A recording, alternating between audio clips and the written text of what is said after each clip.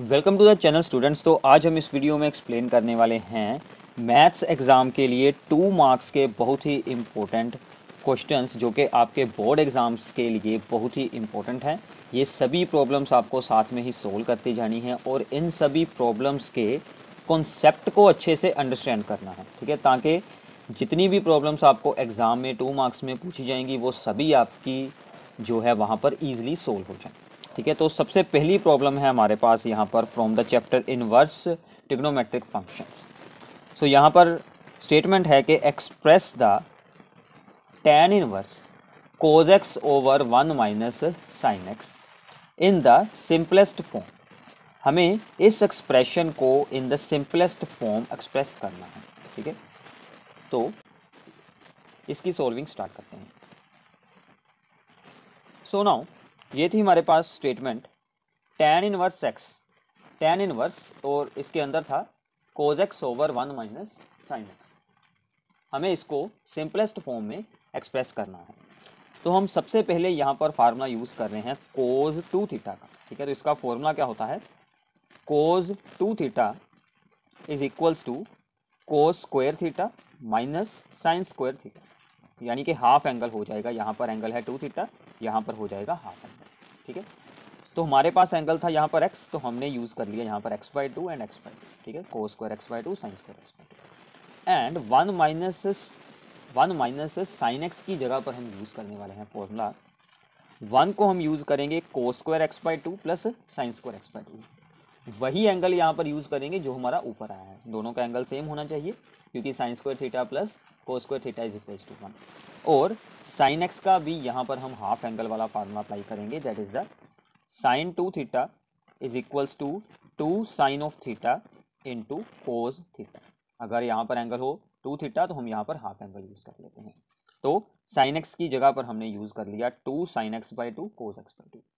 अब ये जो हमारा है complete expression, this becomes a square plus b square minus 2ab। So therefore it becomes the a minus b का whole square. ठीक है, तो ये आप लोग डायरेक्ट भी याद रख सकते हैं कि अगर आपको आ जाए 1 माइनस साइन एक्स तो उसकी जगह पर हम क्या यूज़ कर सकते हैं, कोस एक्स बाई 2, यानी कि जो यहाँ पर एंगल है उसका हमने यहाँ पर हाफ कर देना है, माइनस साइन एक्स बाई 2। और अगर यहाँ पर आ जाए 1 प्लस साइन एक्स तो यहाँ पर भी साइन आ जाएगा plus.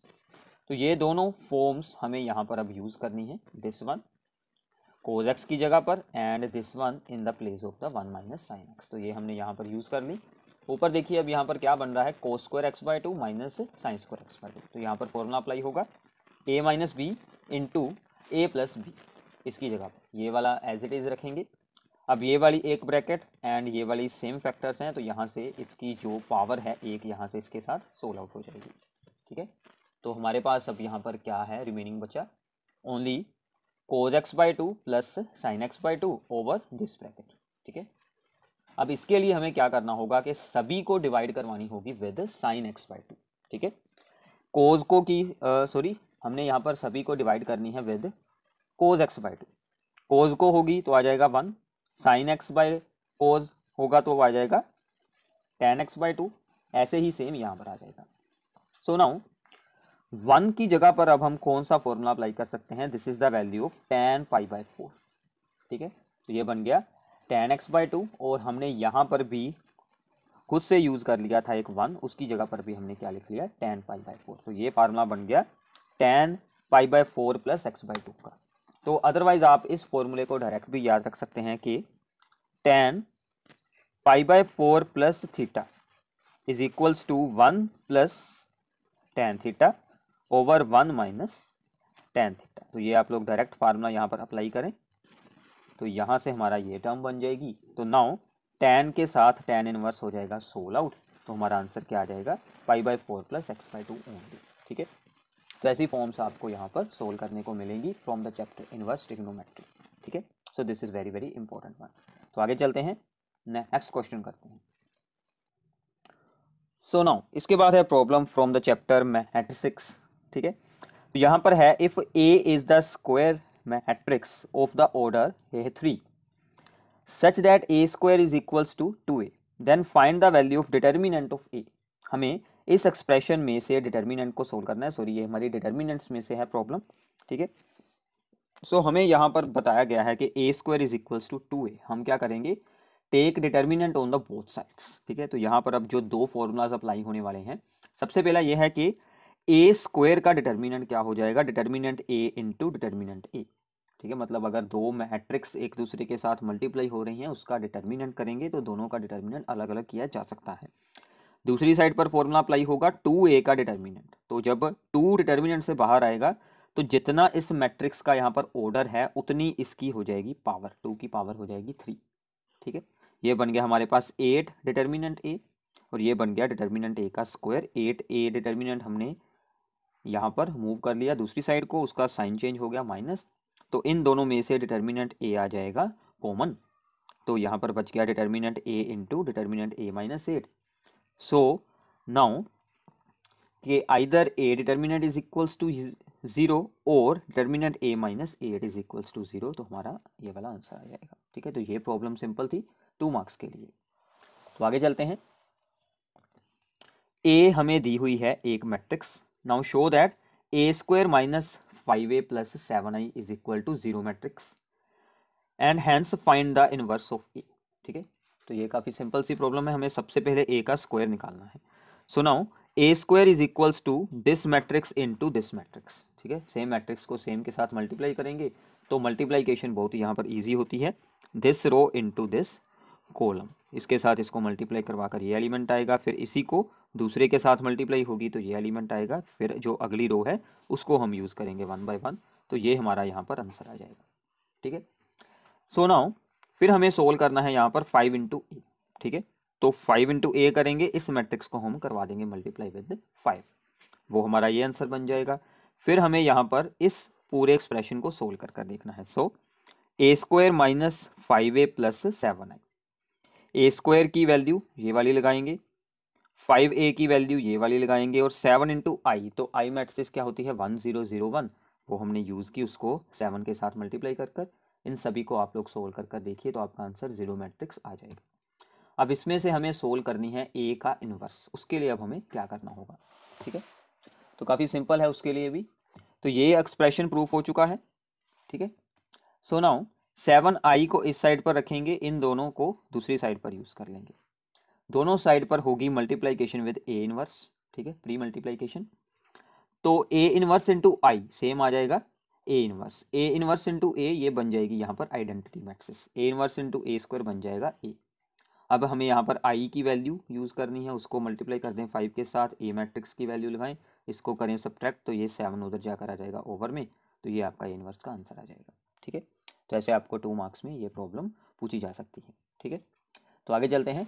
21st problem from the chapter continuity.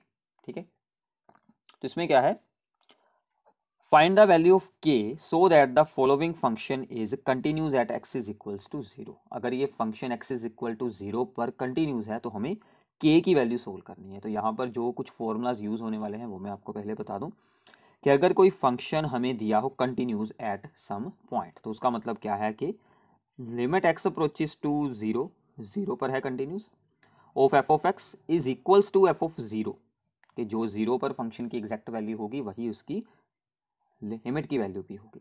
ठीक है, तो एफ ऑफ 0 की वैल्यू कितनी है 1/2, तो हमें क्या सोल्व करना होगा अब, limit x approaches to 0 f x, ये हमें सोल्व करना है। तो यहाँ पर हमारे जो हमारा है बेसिक फॉर्मूला यूज हो रहा है, that is limit x approaches to 0 sine x over x that is equals to 1।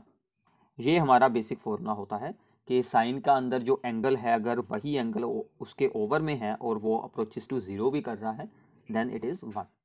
ठीक है, सो नाउ ये हमें दिया हुआ था एफ एक्स, यहाँ पर है 1 माइनस कोज के एक्स, तो यहाँ पर हम फॉर्मूला अप्लाई करेंगे 1 माइनस कोज 2 थीटा का, दैट इज 2 साइन स्क्वायर, इसका हाफ एंगल कर दें थीटा, तो ये हमारा फॉर्मूला यहाँ पर अप्लाई हुआ है। तो सो this becomes 2 sine square, angle था के x, so this becomes the के x by 2।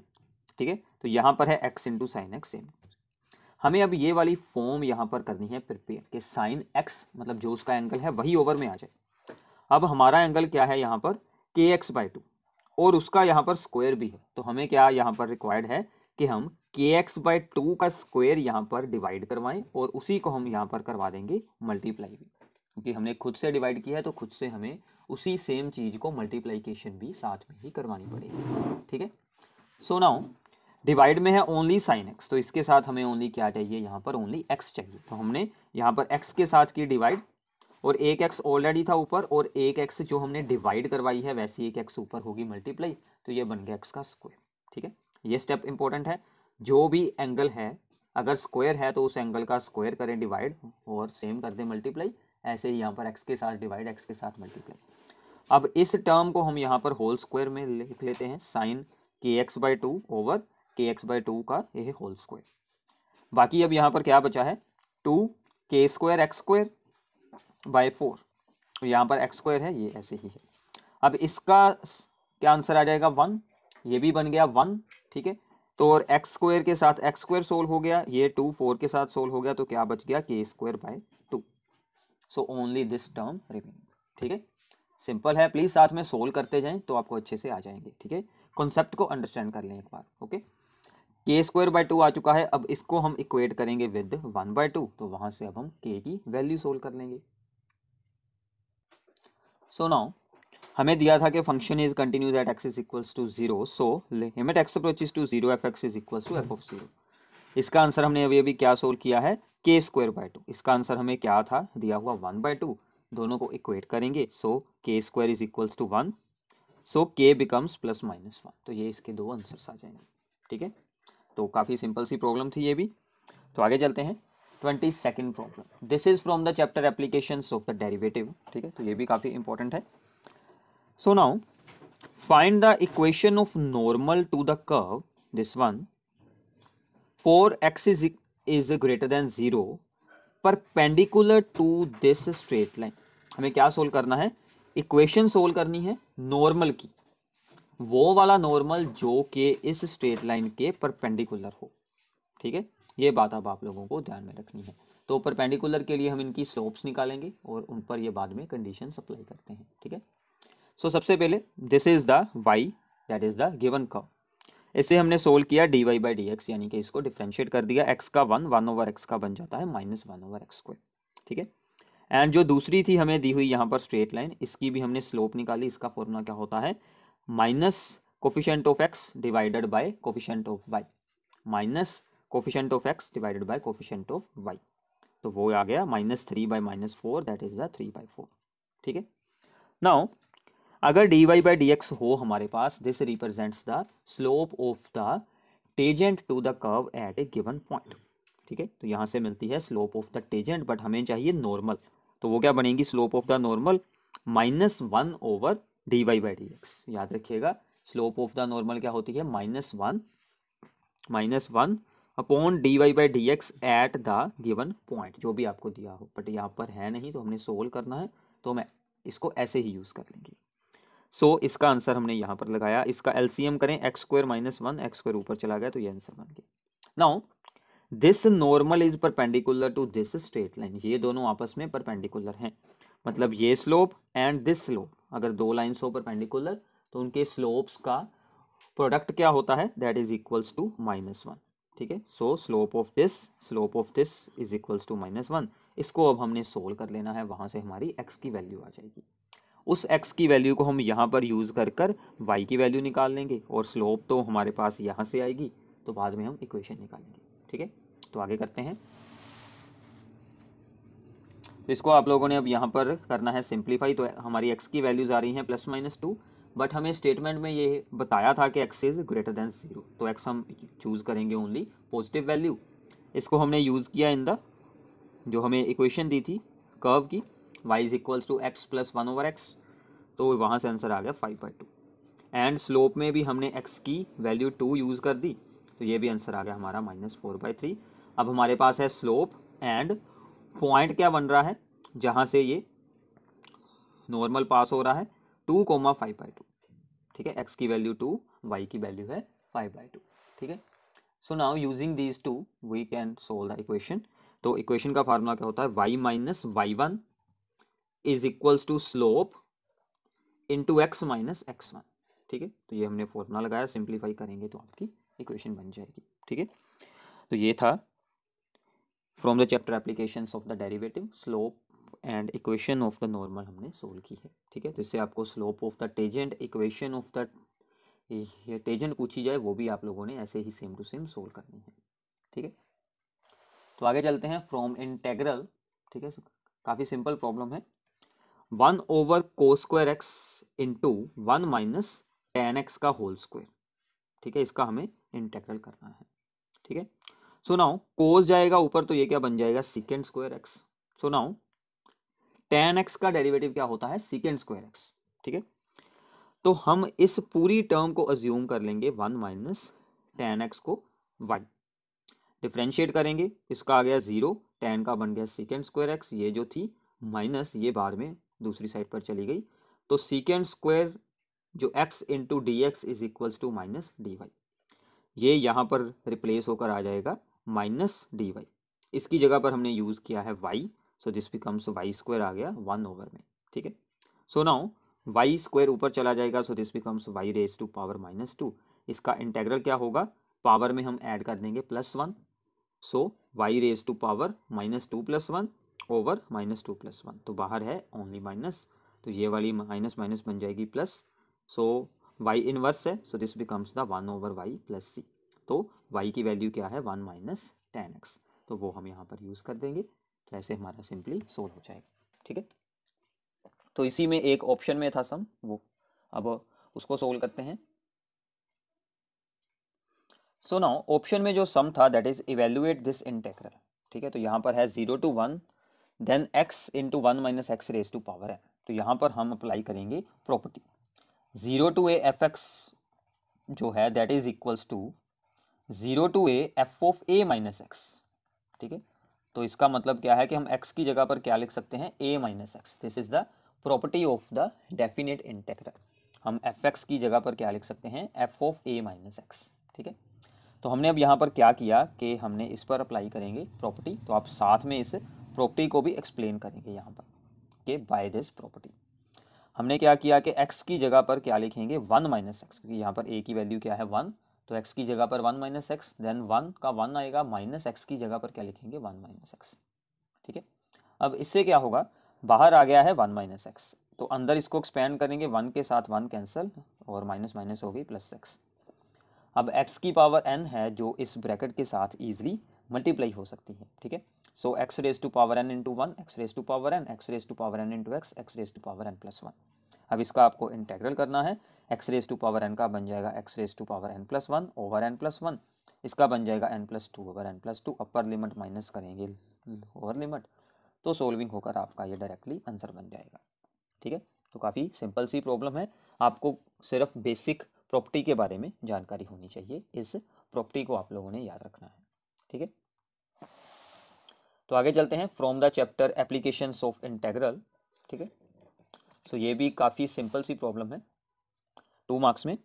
Find the area of the region bounded by the parabola y² is equals to 8x and the straight line x is equals to 2, ठीक है। तो ये जो है हमारे पास यहाँ पर पैराबोला, इसमें आपको याद रखना है कि जिसका स्क्वायर यहाँ पर है नहीं, यानी कि x का स्क्वायर नहीं है, तो x एक्सिस पर आपको इसको ड्रॉ करना है। तो x एक्सिस पर हमने इसको ड्रॉ कर दिया, ठीक है। और साथ में है x इज इक्वल टू 2, वो ये वाली हो जाएगी लाइन। अब हमें सिर्फ यही दो चीज़ें दी हुई थी, तो शेड कर कर ये वाला आ जाएगा पूरा part.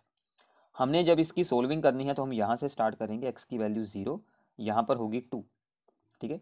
So now 0 to 2 integral of y dx, तो ये इतना पार्ट सोल्व होना था यहाँ तक का।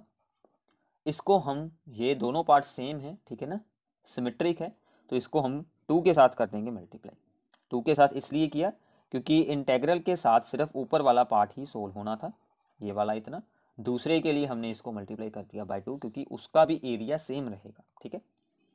तो अब यहाँ पर हमें यूज़ करनी है y की वैल्यू जो हम यहाँ से निकालेंगे, तो इस तरफ जाकर हो जाएगा स्क्वायर रूट। नाउ 8 का स्क्वायर रूट आ गया 2√2 और साथ में आ गया x का रूट, साथ में साइन है प्लस माइनस, बट हम यही वाला सिर्फ यूज़ कर रहे हैं, तो यहाँ पर क्या वैल्यू आएगी, ओनली पॉजिटिव साइन यूज़ करेंगे, ठीक है। तो y की वैल्यू यहाँ पर यूज़ की और ये 2√2 आ गया बाहर, तो x की पावर है 1/2, इसका इंटेग्रल करेंगे, पावर बन जाएगी 3/2, ओवर में भी आ जाएगा 3/2, फिर अपर लिमिट माइनस करेंगे लोअर लिमिट, तो आपका आंसर निकल आएगा। ठीक है, सिर्फ आपको इतना याद रखना है कि एरिया का फार्मूला क्या होता है, y इंटू डी एक्स का integral from the given limits, जो भी आपको यहाँ पर दी होंगी, ये आपको सिंपल सा फॉर्मूला याद रखना है। ठीक है, तो आगे चलते हैं, इसकी सोल्विंग है ये। ठीक है, काफ़ी सिंपल है ये, आप लोगों ने अपर लिमिट माइनस लोअर लिमिट कर कर इसकी सोल्विंग कर लेनी है।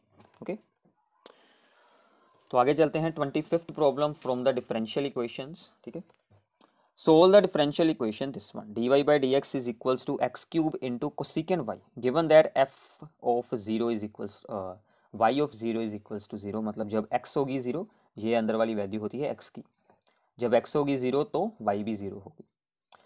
तो अब हमारे पास डिफरेंशियल इक्वेशन को सोल्व करने के लिए सबसे पहली फॉर्म आती है वेरिएबल सेपरेबल, कि अगर x और y की टर्म्स दोनों ही यहाँ पर सेपरेट हो जाएं, वो यहाँ पर हो रही हैं ईजिली, तो यहाँ पर हम वेरिएबल सेपरेबल फॉर्म ही डायरेक्टली अप्लाई करने वाले हैं। तो ये dx गया इधर, ठीक है, और ये जो है कोसेकेंट y, इसको हम इधर ले आएंगे, तो ये बन गया कोसेकेंट का रेसिप्रोकल दैट इज साइन, तो ये बन गई sine dy is equal to x cube dx। इसका तो सिंपल सा हो जाएगा इंटेग्रल, इंटेग्रल करेंगे दोनों साइड पर, यहाँ पर आ जाएगा प्लस सी, साइन का इंटेग्रल माइनस कोसेकेंट y, और यहाँ पर एक्स क्यूब का इंटेग्रल क्या बन जाएगा, एक्स की पावर 4 प्लस सी।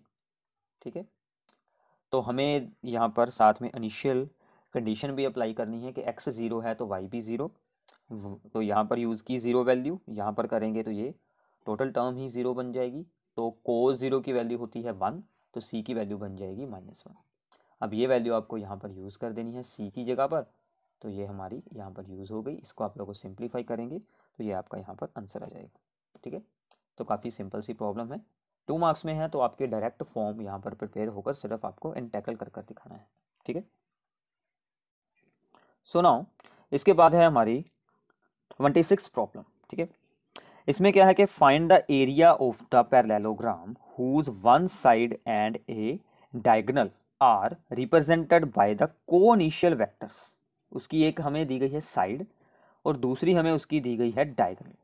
ठीक है, एंड ये दोनों जो वेक्टर्स हैं, ये है इसकी एक साइड और ये है इसकी एक डायगोनल, जो दोनों कोइनिशियल वेक्टर्स हैं। कोइनिशियल होते हैं जो कि सेम पॉइंट से स्टार्ट हो रहे हैं।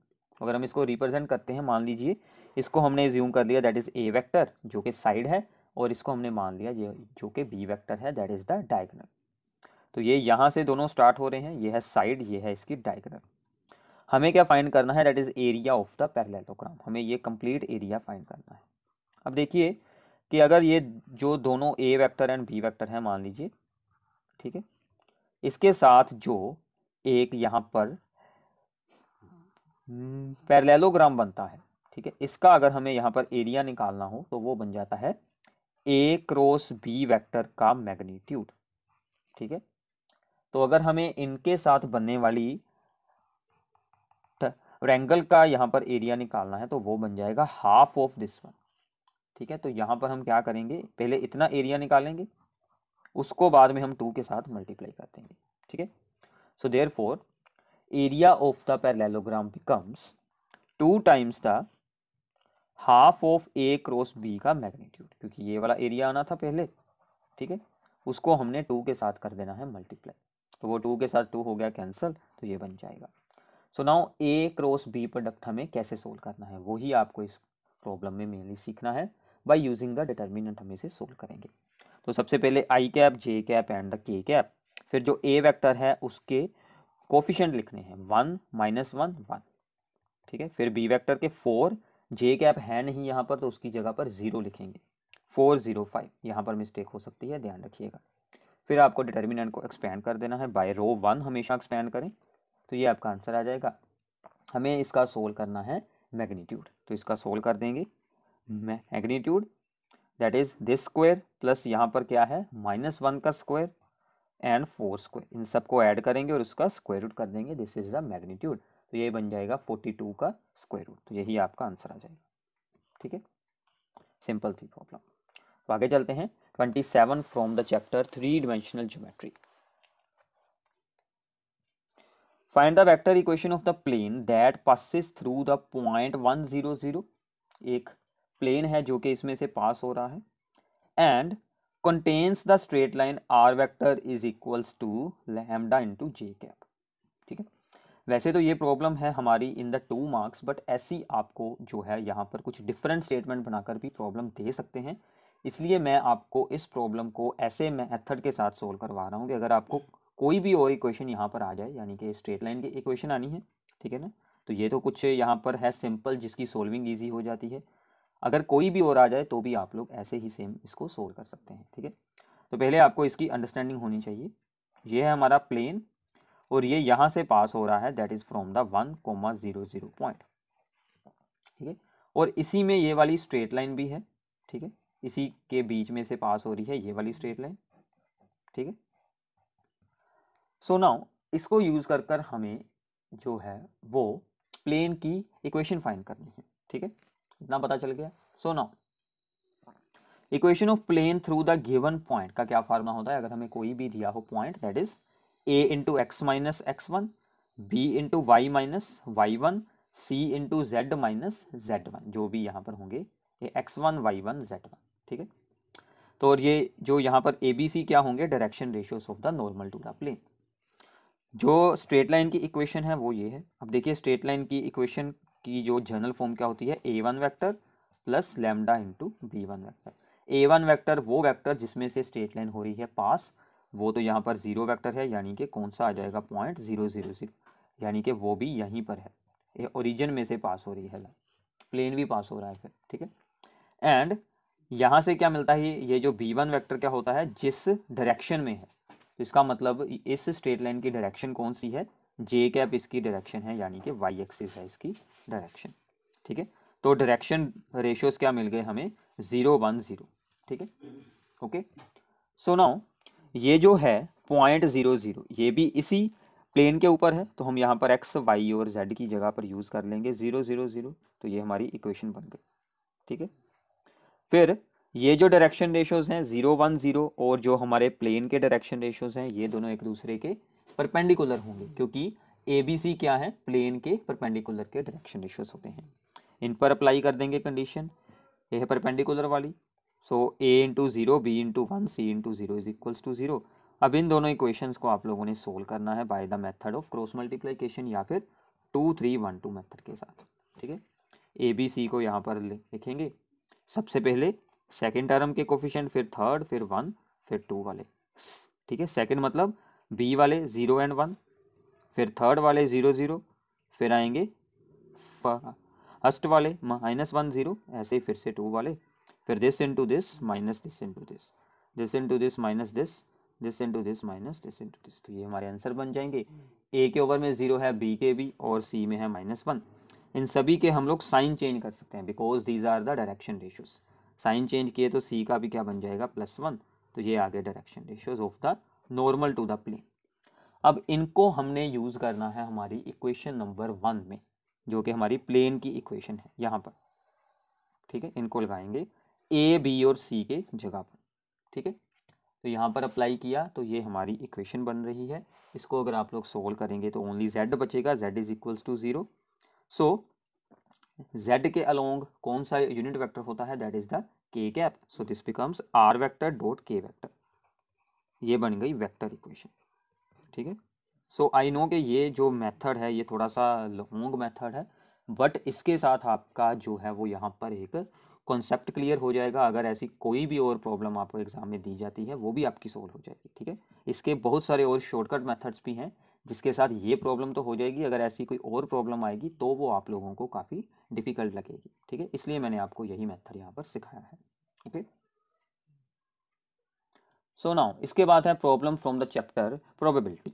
ठीक है, तो काफ़ी इंटरेस्टिंग स्टेटमेंट है। The refrigerator box contains 2 milk chocolates and 4 dark chocolates. ठीक है, 2 टाइप की चॉकलेट्स हैं। 2 chocolates are drawn at random, हमने 2 चॉकलेट्स को वहां से यूज किया है। ठीक है, चूज किया है। Find the probability distribution of the number of the milk chocolates. हमें क्या सोल्व करनी है, probability distribution of the number of milk chocolates. ठीक है, कितनी कितनी आ सकती हैं।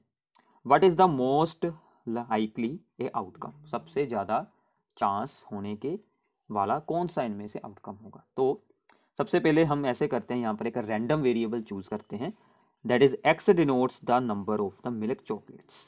ठीक है, अब देखिए हमने 2 चॉकलेट्स को है यहाँ पर सिलेक्ट करना, तो उन 2 में से हमारी 0 भी हो सकती है मिल्क चॉकलेट की वैल्यू, मतलब एक भी ना आए, या फिर एक भी आ सकती है और मैक्सिमम 2 आ सकती है, क्योंकि हमने 2 ही चूज करनी है और हमारे पास कितनी है, 2 मिल्क चॉकलेट्स हैं, बट हमें इस चीज का ध्यान रखना है कि हमने सेलेक्ट कितनी कर रहे हैं। ठीक है, नाउ जब आएगी हमारे पास 0 मिल्क चॉकलेट, ठीक है, तो क्या होगा, मतलब हमने जो 2 चॉकलेट्स को यहाँ पर चूज किया था वो दोनों ही इनमें से आ गई हैं, जो 4 हैं डार्क चॉकलेट इनमें से ही सिलेक्ट हो गई हैं।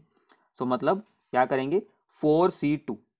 ध्यान रखना है जब भी आपको किसी भी चीज की सिलेक्शन करनी है, ठीक है ना, चूज करना है, तो आपको सी यूज करनी है, यानी कि कॉम्बिनेशंस को यूज करना है।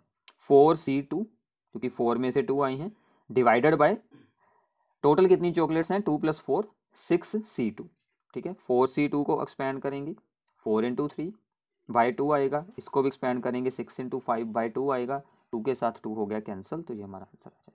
तो एक बार मैं आपको बता देता हूँ इसको एक्सपैंड कैसे करते थे। 6C2 को 6 × 5, जितना यहाँ पर होगा नीचे उतनी आपको इससे बैक टर्म लिखनी है, 6 × 5 ओवर में 2 का लिख देंगे फैक्टोरियल, ऐसे आप सबको सोल्व करेंगे। ठीक है, अब दूसरा केस है, जब आएगी हमारे पास एक मिल्क चॉकलेट, एक आएगी डार्क चॉकलेट। ठीक है, अब इसके 2 केस बनते हैं कि हमारे पास सबसे पहले आई डार्क चॉकलेट फिर आई मिल्क चॉकलेट, या फिर dark chocolate plus milk chocolate, मतलब milk chocolate plus dark chocolate, या फिर dark chocolate plus milk chocolate. तो इन 2 केसेस की प्रोबेबिलिटी तो सेम होगी, इसलिए हमने इसके आगे 2 लगा लिया।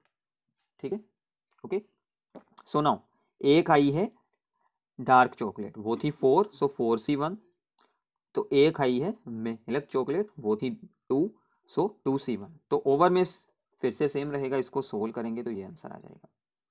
फिर हमारी 2 आ गई हैं, तो 2 में से 2 चूज कर लेंगे, 2C2, क्योंकि हमारे पास 2 हैं ये मिल्क चॉकलेट्स, तो 2 की 2 ही आ गई हैं, सो 2C2 बाय 6C2। ठीक है, इसको सोल्व करेंगे तो ये हमारा आंसर आ जाएगा। तो आप लोगों को सबसे इंपॉर्टेंट बात का क्या ध्यान रखना है कि जब भी आप लोग प्रोबेबिलिटी डिस्ट्रीब्यूशन सोल्व कर रहे हैं, सभी प्रोबेबिलिटीज का सम कितना होना चाहिए, 1 होना चाहिए। यहाँ पर इन सबको आप लोगों ने ऐड कर जरूर देखना है कि आंसर कितना आता हो, 1 आता हो, तो ही आपका सही है। अब जिसकी प्रोबेबिलिटी सबसे ज़्यादा है इसकी है, तो ये हमारा हो जाएगा मोस्ट लाइकली आउटकम। क्या हो सकता है कि हमारे पास एक आएगी मिल्क चॉकलेट, एक आएगी डार्क चॉकलेट। ठीक है, तो इसी में एक ऑप्शन में था सम। सुनाओ, यहाँ पर ऑप्शन में था कि given E and F are the 2 events such that probability of E, probability of F and probability of E and F, हमें ये सब कुछ दिया हुआ है, हमें फाइंड करनी है probability of E not given that a F not, या फिर हम इसे बोल सकते हैं probability of E not by F not, ये हमें सोल्व करनी है। सो सबसे पहले मैं यहाँ से यूनियन की प्रोबेबिलिटी निकालूंगा, तो probability of E union F is equals to probability of E plus probability of F minus probability of E and F, तो सबकी वैल्यूज लगाएं और आंसर निकाल लें, सिंपल है। Now probability of E not by a F not, यानी कि हमें यहाँ पर कंडीशनल प्रोबेबिलिटी सोल्व कर रहे हैं। इसका फॉर्मूला क्या होता है, जो भी दोनों इवेंट्स होंगे उनकी सबसे पहले ऊपर रखेंगे इंटरसेक्शन की प्रोबेबिलिटी डिवाइडेड बाय जो यहाँ पर F नोट है उसकी प्रोबेबिलिटी। ठीक है, सो नाउ यहाँ पर हम अप्लाई कर रहे हैं De Morgan's law, E not intersection F not is equals to E union F not. मतलब ये होता है कि अगर A यूनियन B का हम यहाँ पर करेंगे कॉम्प्लीमेंट डैश, तो वो क्या बन जाएगा, A complement intersection B complement. ठीक है, मतलब अगर होल कॉम्प्लीमेंट है दोनों पर अप्लाई करेंगे तो यूनियन चेंज होकर इंटरसेक्शन बन जाएगी, या फिर इंटरसेक्शन यूनियन बन जाएगी, तो यही हमने यहाँ पर किया है। ठीक है, तो इसकी प्रोबेबिलिटी क्या होगी, ये है probability of E union F note. ठीक है, मतलब इसका है कॉम्प्लीमेंट, तो ये बन जाएगा 1 minus P E union F, तो ये भी बन गया 1 माइनस पी एफ। इन दोनों के आंसर लगाएं और इसे सोल्व कर दें तो आंसर आ जाएगा 1/3। ठीक है, तो ये थे आपके लिए 2 मार्क्स के बहुत ही इंपॉर्टेंट प्रॉब्लम्स जो कि CBSE के ऑफिशियल सैम्पल पेपर्स में थे। ऐसे ही हम इसमें से आने वाले बाकी के जो भी इंपॉर्टेंट सम होंगे आपके लिए 3 मार्क्स एंड 5 मार्क्स में, वो भी सभी सोल्व करेंगे। तो प्लीज़ इस वीडियो को अपने सभी फ्रेंड्स के साथ शेयर करें एंड बाकी सभी चैप्टर्स की फुल रिवीजन वीडियोस भी आपको हमारे चैनल पर मिल जाएंगी, उन सबको भी आप लोगों ने ज़रूर देखना है। Thanks for watching this video.